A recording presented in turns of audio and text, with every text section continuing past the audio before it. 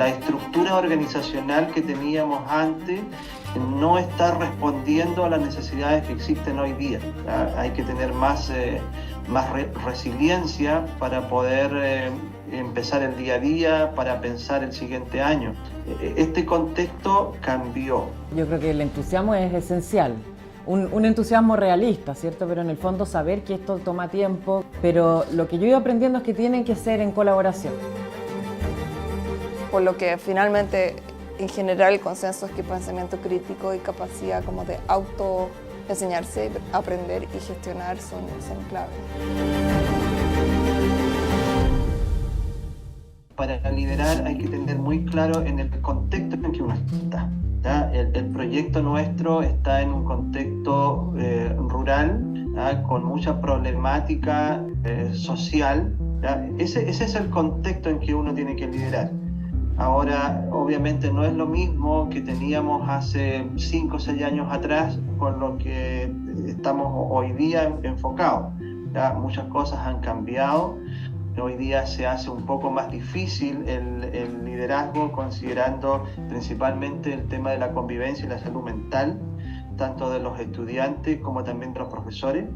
Yo creo que toda la sociedad quedó muy debilitada con lo que fue la pandemia. En todos los trabajos que hemos estado, una de las cosas que yo intento hacer, no siempre exitosamente, es tratar de involucrar las distintas miradas de distintas partes y que sea un grupo más o menos amplio y transversal, porque eso es lo que le da estabilidad a las soluciones y además la riqueza que necesita algo tan complejo, ¿cierto? Tú no puedes tratar de solucionar esto desde un sector ni político, ni disciplinar, ni etario ya a estas alturas.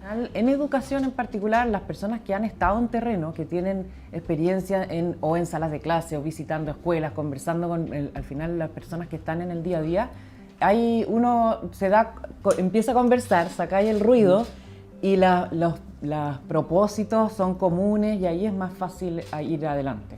Buena pregunta, y es algo que los profesores siempre nos preguntamos, cómo entusiasmamos a nuevas generaciones a interesarse por el tema. Yo diría que tiene que ver un poco con mi propia trayectoria. Yo estudié arquitectura y mi plan era ser una arquitecta arquitectónica, no sé, hacer casas o edificios públicos, lo que sea. Y la primera obra que hice fue un memorial, y el primer concurso que ganamos con un equipo que éramos estudiantes en ese entonces fue el Memorial Patio 29. Y en el fondo ahí me di cuenta los desafíos que tiene el diseño en el contexto de pensar en memorias, de pensar en reparación, en qué rol juegan ciertos sitios históricos en tanto los derechos humanos y qué mirada de futuro uno quiere construir con eso. El liderazgo distributivo fue lo que nos cambió el paradigma de que los profes siempre están esperando que alguien te diga lo que hay que hacer. ¿Ya? Cuando cambias ese paradigma, se produce un fenómeno al revés.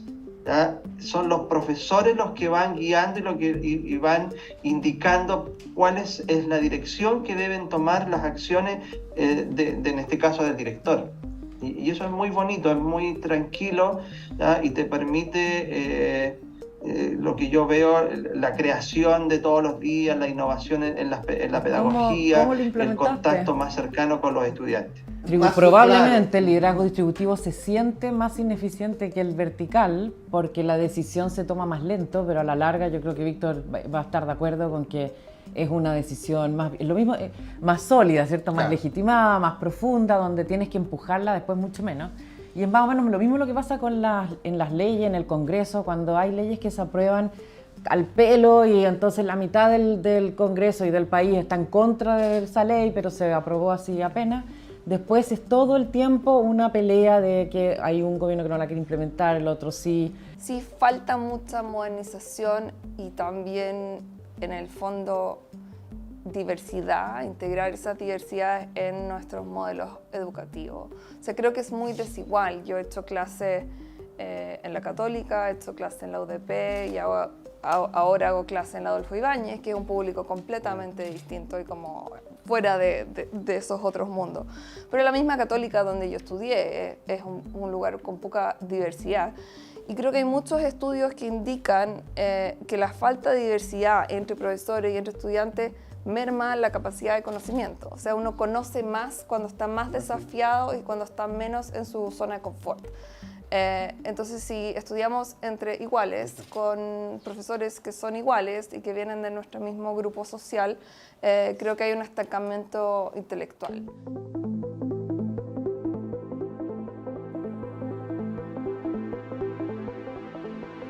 Que como sociedad estamos perdiendo. No hay un desarrollo de talentos porque el sistema es demasiado estricto, demasiado estructurado. ¿Ah? Y si tú te sales de esa estructura también tienes un castigo, porque tienes que romper un poco la norma.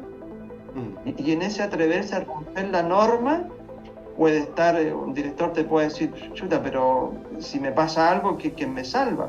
Yo creo que el entusiasmo es esencial, un entusiasmo realista, ¿cierto? Pero en el fondo saber que esto toma tiempo, que nada resulta de un día para otro. Pero lo que yo he ido aprendiendo es que tienen que ser en colaboración. Ahora ya hago todos los proyectos que empiezo, trato de hacerlo con colaboración de otros académicos, otras disciplinas, con la Universidad de Chile, el CIAE, trabajamos mucho. Entonces, eso le da una estabilidad al proyecto y que le da la opción de ir mejorando, porque la primera versión no va a ser buena, va a ser como ya bien.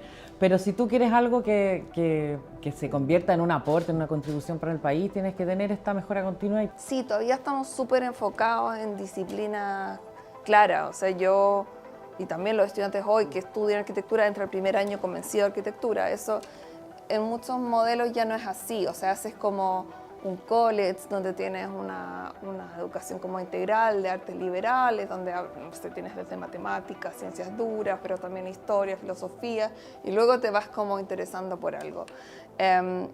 Y creo que ese modelo genera estudiantes que tienen más capacidad de pensamiento crítico, y yo creo que también hay una conciencia en las universidades que la focalización no se está traduciendo al mercado.